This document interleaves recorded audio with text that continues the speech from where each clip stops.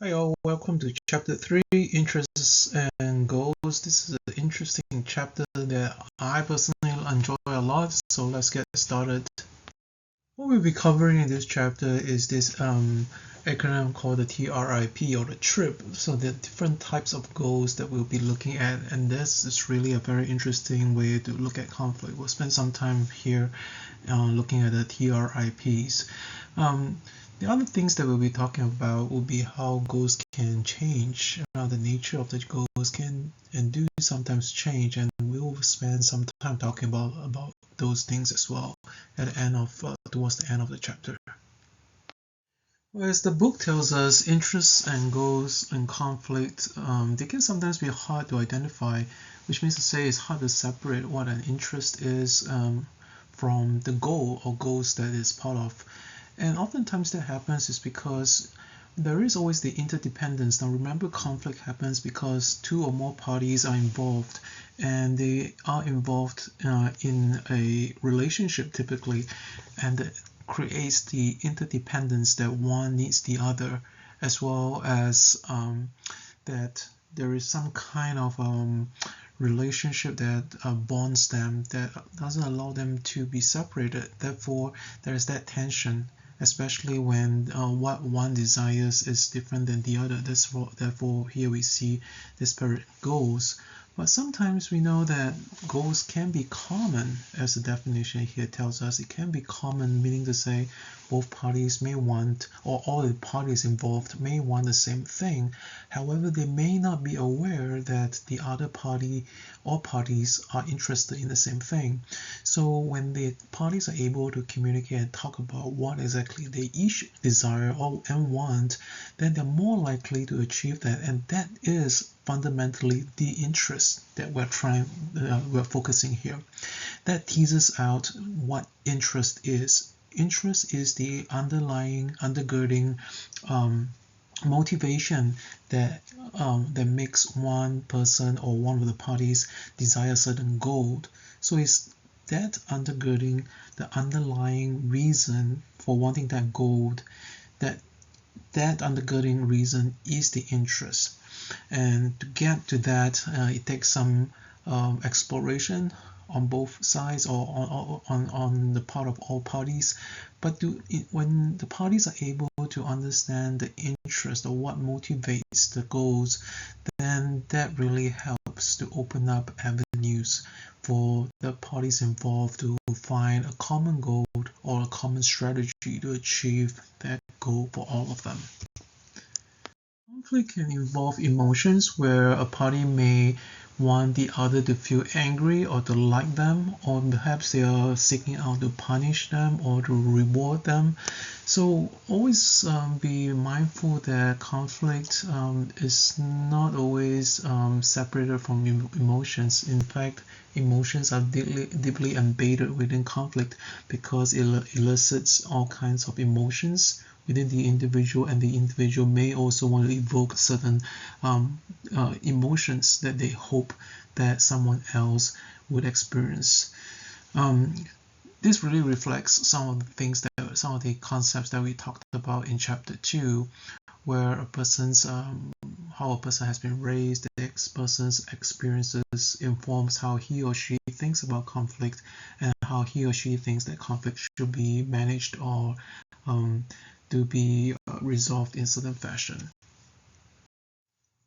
And so here we have what the TRIP is. T is in topic, R is relationship, I refers to identity or face work, and P refers to process. So we'll be looking at each of them in turn in the next few slides. So here we have the first type of goal, which is the topic goals. It's also known as the content goal. I think about content or topic goals as the substance or the subject that is at hand.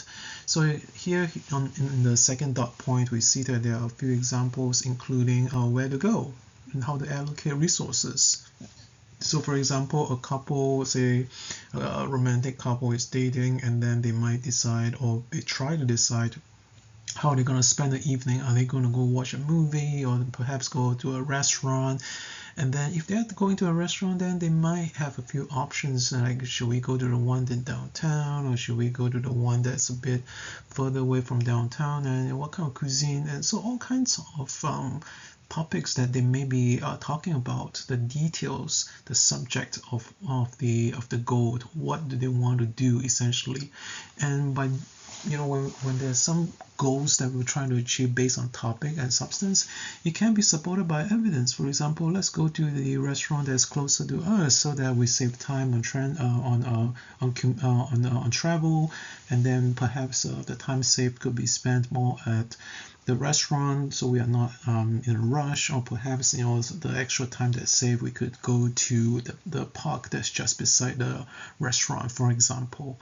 So topic goals are relatively simple. It's pretty much the thing that people think about, the content, the subject that people think about when they want to agree or disagree on a certain matter.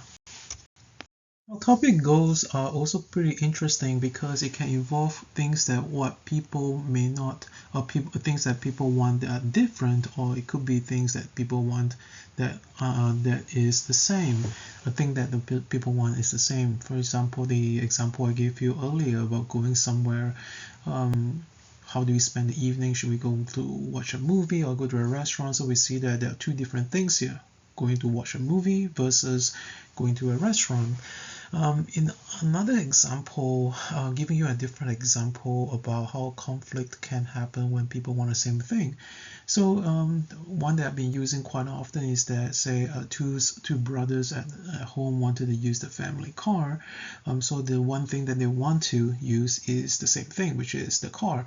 However, there is only one car, and both of them want to go to different places. So here you have an example where different people, so the two brothers, they want the same thing, and that can create that interdependence relationship, that they have a tension because they are wanting to use the same limited resource, which is the car.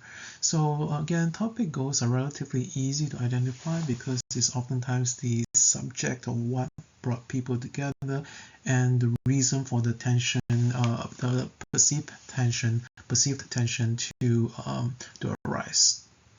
The second type of goals that we think about in a conflict situation is, how do the parties want to be treated by the others? In other words, how do they want to relate to one another? How much dependence do they want with each other? So in order to minimize the conflict, one of the ways could be to reduce interdependence, so that one party A may be less dependent on party B, and therefore the conflict hopefully may lessen. So that's one way that the parties may try to manage the conflict, by considering what their relationships are, the two individuals or the multiple parties, what their relationships are, and how they can use the extent or the degree of their relatedness to try to manage the conflict and or to reduce it. So that's one way we can look at goals in conflict, and how we can use relationship to strengthen or weaken those bonds as well as the conflict as perceived. So in every conflict, because the parties are interdependent, the relationship will always be salient, and it's important that the parties recognize it, that the relationship exists, and what is the nature of that relationship, whether it is worth risking the relationship being dissolved or maybe to weaken it. Is it worth achieving what an individual wants at the expense of weakening or losing that friendship or relationship? So that's an important thing to think about. Consider things that happen at home. For instance, say siblings are fighting over who is right, quote unquote, on a certain issue. Now, the parties may feel strongly about different views, and they argue towards the two different views or positions. But is that conflict worth losing or weakening their relationship, their sibling relationship? That's something that they have to decide on their own, and for them to determine if the argument or the conflict just to win the argument or to win the the perception that who has the better position is worth achieving at the expense of their relationship. Relationships, while they may be apparent on the surface, what the nature of the relationship can oftentimes be hard to tell. So, for example, the two siblings I talked about in the previous slide. Suppose they are fighting over the position or fighting over an argument about who is more correct on a certain issue, social issue, for example. So from the outside, it looks like they're two siblings. They should be close because of their relationship, because they are in a family. But underlying that relationship, it might surface years of disagreement, years of fighting over various other things in life. Perhaps they grew up not liking each other, for instance. That could be something that is unknown to other people who are looking in at their relationship, but it's something that is more apparent to the two siblings who are fighting in the example that I've just given you. So relational goals can also be something that is worth spending some time thinking about when individuals are in conflict, because by understanding what their relationship is, it helps them to better understand the topic. Why does each party care so much about that topic or the topic goal for specifically, and how that might help them to encourage further conversation to identify ways to better understand the other party's worldview or the lens, the cultural lens that the other individual sees through at the issue. So the relationship dimension of conflict is something that is worth spending some time thinking about, especially when there is a gridlock that doesn't seem to be moving anywhere. The type of goals is the identity or the face-saving goals. Everyone enters into a conflict or are in a conflict based on, and they view things from their own perspective, something we have talked a whole lot in chapter 2. And from their own perspective, there's a reflection of their own self-identity. And in that process, people may engage conflict in ways to save their own face, meaning to say they want to preserve their own identity, that they are good, they are a good person, that the other party is not a good person. So identity or face-saving goals are also very important when we think about how we communicate with the other party, so that the other party doesn't feel that the first party that initiates a conversation is looking down on them, or feel like they are not treating them as equals or peers. That can be actually help or rather to worsen the tension of that conflict. So here we describe a little bit more in more detail about the identity of face-saving goals, where individuals who are in conflict, they try to preserve their self-identity and their self-esteem. Again, they will try to feel as good as they can about who they are, their values, their perspectives, that they are not with individuals with bad intentions. They are respectable. So here on this slide we see some examples where the identity goals are important to the person, and as well as what are some of the attributes that they hope to see, the positive attributes that they hope to see in themselves and be sustained or to uphold despite the conflict that they might be facing, which can be rather bitter or contentious. Here we see that in the identity goals, conflict members in conflict, parties in conflict, may see self-esteem as a scarce resource, meaning to say it's something that is a limited supply, and they may lose their self-esteem if they were to give up on certain position or lose their argument. So that's something to think about too in conflict management, is that how we express what we know or our perceptions, how would that affect the counterpart's self-esteem? Would they feel like they are losing something that they value? So that's something important to think about. Well, we know that people may try to protect their self-esteem because they may have a view that it's a scarce resource. Some other individuals may actually say negative things about themselves. So that's kind of the opposite of what we know about preserving one's self-esteem. And they may do that in hopes that the other their counterpart, will actually say something nice in response. So there's kind of an interesting change or dimension, change in dimension that first by speaking ill of oneself in hopes that that might invite more positive responses or positive perceptions from the counterparts, and that might actually help to make the conflict less reduce the tension, and make perhaps that might facilitate a better outcome for the parties involved. We see that the identity or face-saving goals are probably more important or significant in Asian cultures, where they might place a higher value in both preserving their own face, saving their own face, as well as perhaps to uphold their counterpart's face, so as to reduce further tension or worsening the conflict.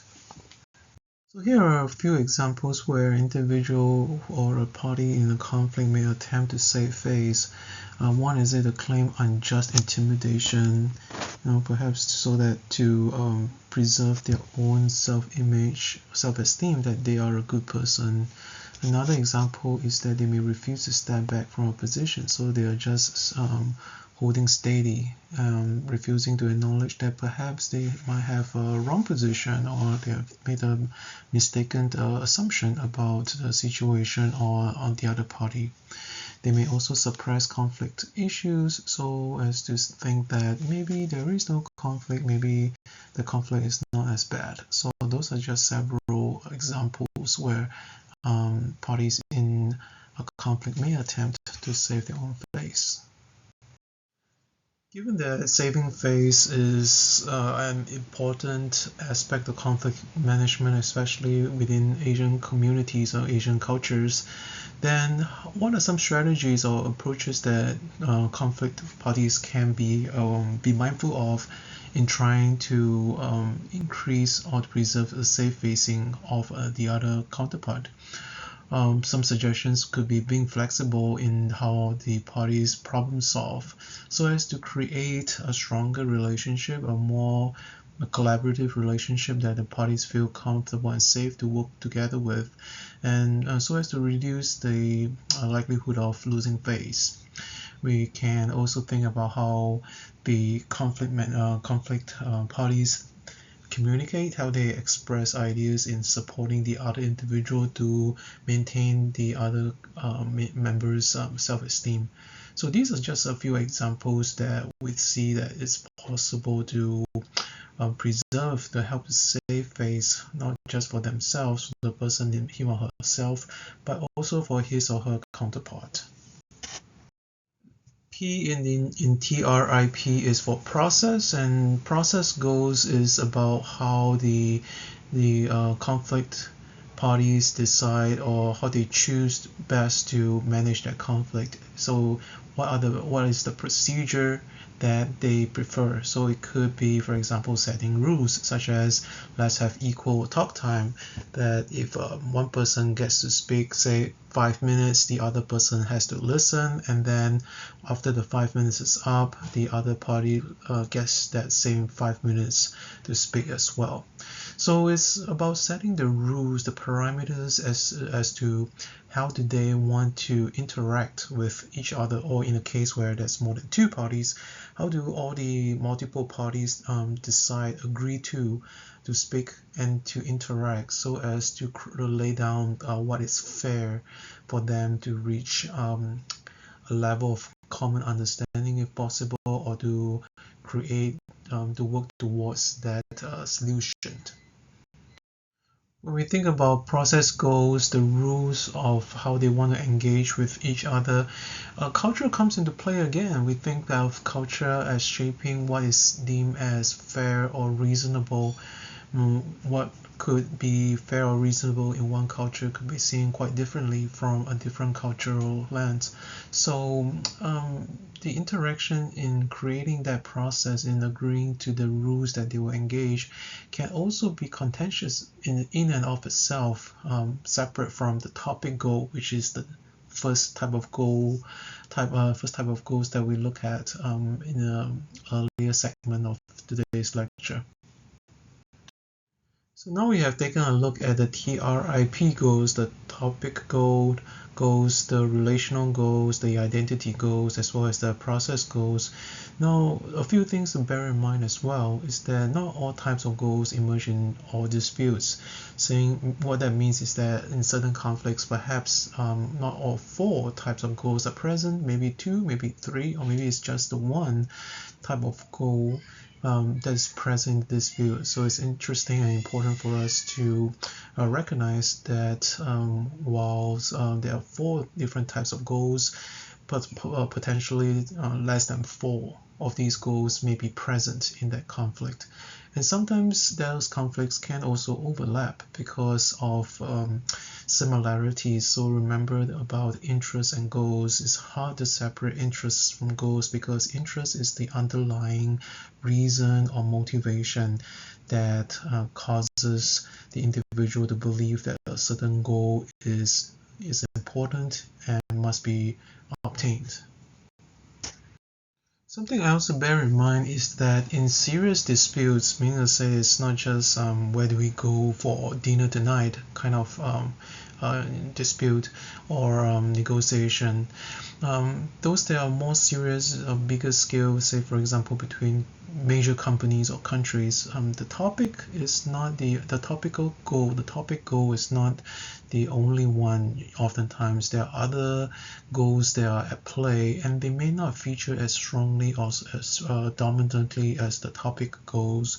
However, they are present, and it's important that conflict managers know how to tease those goals out so that they can see where the priorities are and how to move forward in solving the conflict.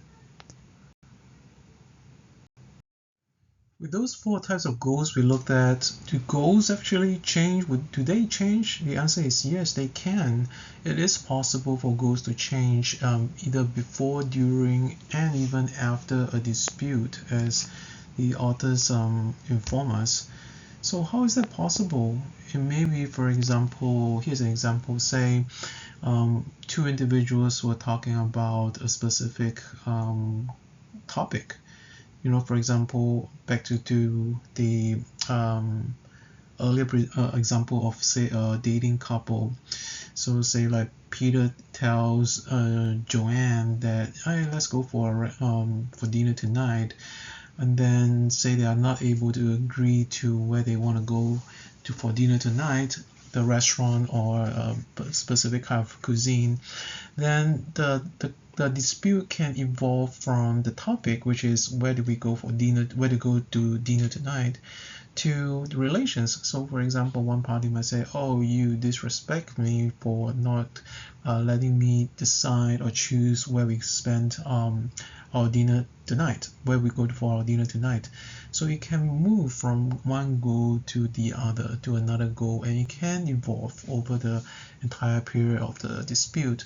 It can change. The goals can change between the TRIP types of goals. And we see that the goals can also be seen from a time-based perspective, where it can be prospective, which is something that's in the future. It can be transactive, where it happens at the present to achieve a certain topic or objective, or it can be retrospective. It could be something that's disputing over something that happened in the past, and they are trying to figure out how to move forward. So goals are very interesting when we start to think about them in these different categories and to try to analyze them. The reason why we would like to analyze goals is that if we can understand what each individual wants, then we are at a better place to identify the solution that will satisfy all of their interests. When we talk about prospective goals, we're talking about goals that can be identified before the interaction between the parties. So for example, even before the conflicting parties come together to find a way forward, they already established what are the goals that they each want to achieve, and how what is the agenda essentially, what are they trying to achieve to solve. Next, we'll look at the other two types of goals. So the second type of goals will be the transactive goals. These are the ones that are discovered during a conflict, where the parties are discussing or trying to find a way forward, exchanging information between themselves. They might then stumble upon or to learn what the actual goals that they are trying to work towards.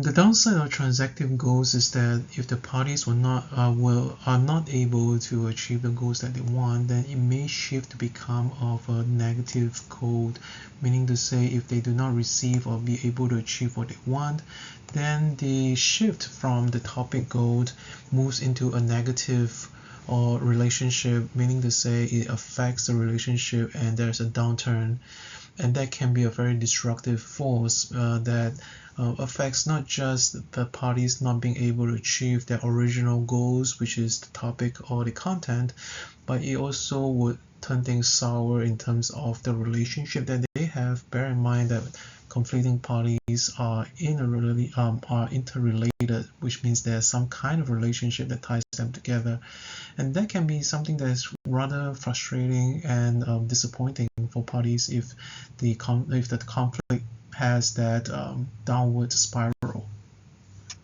The third type of goals that we can look at in terms of a time perspective is the retrospective goals. These are the goals that people try to make sense of after the conflict has ended. They try to put in time and energy to understand, to justify the decisions that have been made as a way to make sense of why that happened. And that can be something that shifts far away from the original conflict, because the parties may refuse to back down, or they are trying to be firm in their positions to justify what happened. And so this can also spiral into a downward direction where it affects their relationships negatively as well. In that retrospective sense, when the parties are in that stage of looking at their previous conflict from a retrospective perspective, then it may also shape the way they look at their future goals or the prospective goals moving forward, and that can completely change how that goal looks like. The initial conflict, it evolves, as you can imagine, from the original conflict that was resolved, but it was not resolved in a way that was satisfying to the parties involved, and that created that tension or a different conflict that informs the way they look into the future, and it just creates a different conflict and different kind of problem for the parties involved, which we know that would not be very satisfying, and perhaps it may entrench them in their positions such that their relationship may turn sour and perhaps very difficult to turn back. What can we learn from talking about goals so far? Different ways of categorizing and thinking about goals from an analytical perspective. what we can gather is that when we are able to clarify goals, when we are able to describe them as clearly and as plainly as we can, it allows us to determine how do we prioritize those goals. Are there some goals that can be put together, combined together, so that it can be achieved collectively? Would there be some goals that should be abandoned or should be relegated further down the priority list because they are not as important, or maybe it's much harder to achieve, so it's maybe a better idea to just wait on them and not to talk about them at the beginning?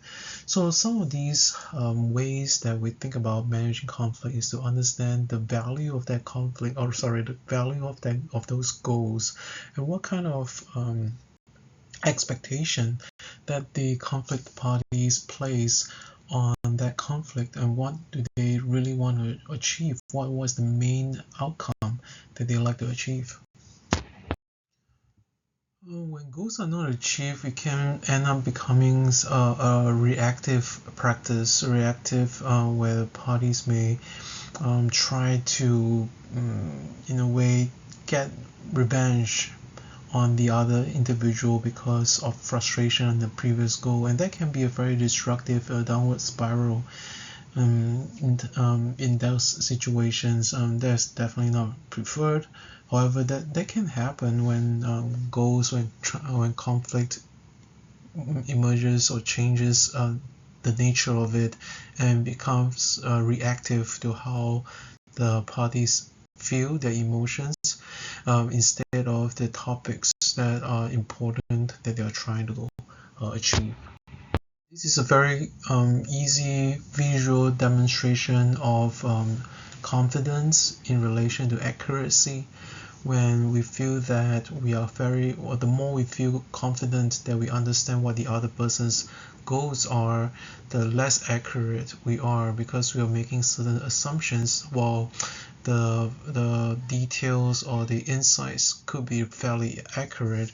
But to draw that conclusion without verifying or checking with the conflict party, the counterpart, there is that tendency that we may make an inaccurate assessment of what the other individual wants. So we may be fairly accurate, may or may not, but this model explains that the more confident we are in what the other party's goals are without checking with them, the more likely that we are less accurate. This is a model, doesn't necessarily always be true, but it does give us an insight that this is possible. Now, finally, let's look at the characteristics of collaborative goals that individuals hope to achieve together so that they end up with a win-win solution. These goals oftentimes have very specific outcomes, specific goals that are clear, that the parties agree to what they would like to achieve together. It has that orientation towards the present and the future because it's about how they can do it together at this moment, as well as what can they benefit from into the future. It emphasizes the interdependence of the parties involved, so the relationship is central and important because they value the relationship that they have, and the conflict is just a way to achieve what they want without necessarily making the relationship worse. So the relationship is important.